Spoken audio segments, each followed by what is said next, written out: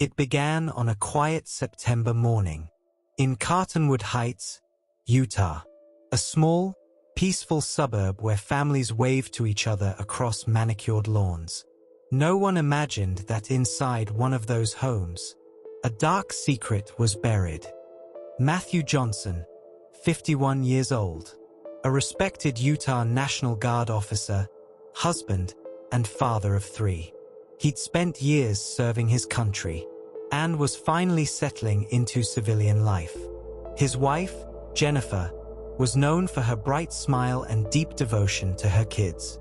To neighbors, they seemed like a model couple, the sort of family that made suburban life look easy.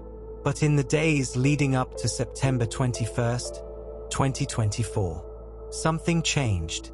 Matthew stopped showing up for drills.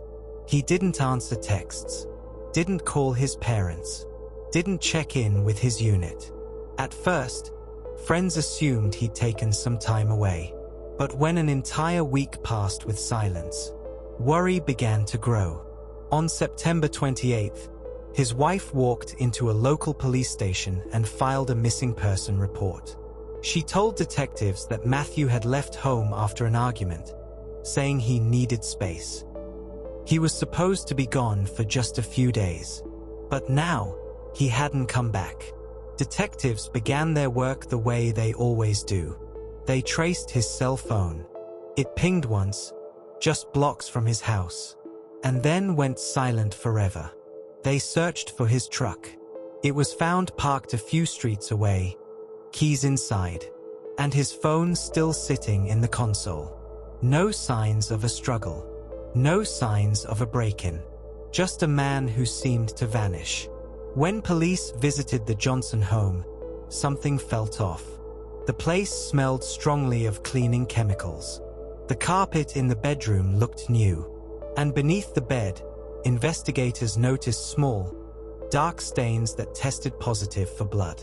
Jennifer said she'd cleaned because of spilled wine.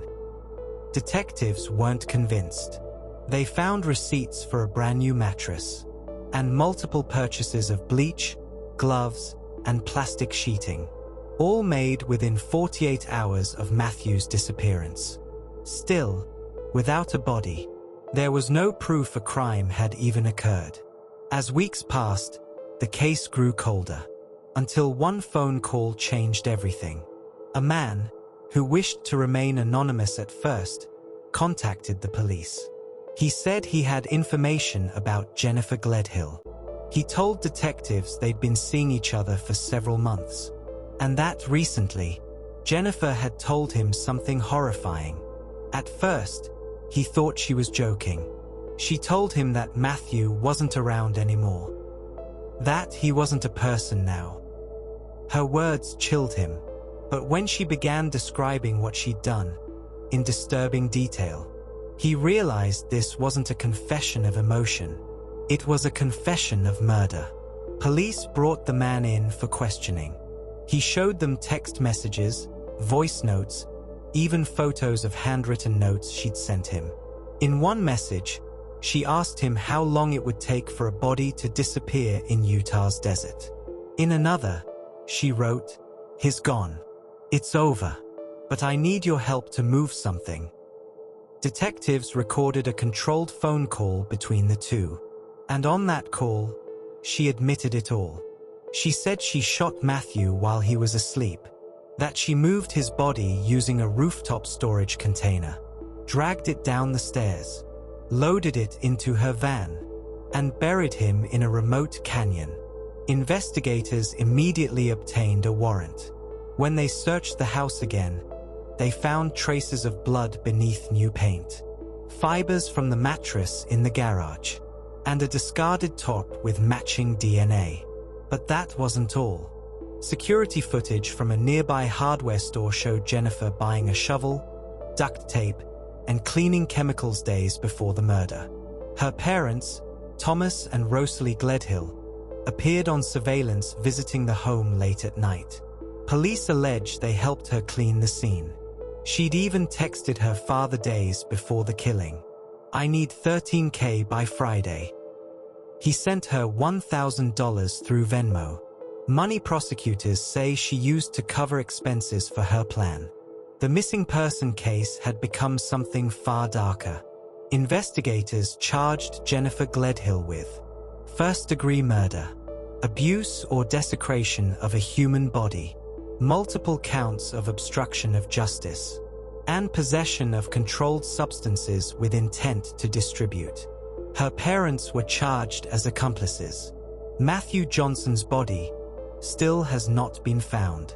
In court documents, prosecutors described the crime as meticulous and premeditated.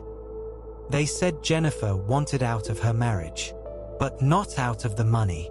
Matthew had life insurance policies, military benefits, and a pending divorce.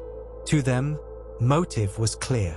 Her defense insists she's innocent, that the so-called confession was taken out of context, and that there is no body, no murder weapon, and no physical proof of a homicide. But to the detectives who followed the evidence, there's little doubt about what happened. Today, Jennifer Gledhill sits behind bars in Utah, awaiting trial scheduled for December 2025. Her parents remain under indictment, and Matthew Johnson's family continues their desperate search for his remains. A husband, a father, a soldier who served his country and vanished from his own home. If the boyfriend hadn't come forward, if guilt hadn't eaten away at him, this case might still be considered a missing person mystery. But thanks to that one call, the truth began to surface. And with it, the image of a loving wife and mother crumbled into a portrait of deception, control, and cold calculation. This has been True Crime by Casefiles. If this story gripped you, hit like, subscribe, and turn on notifications for more real stories of mystery, betrayal, and justice.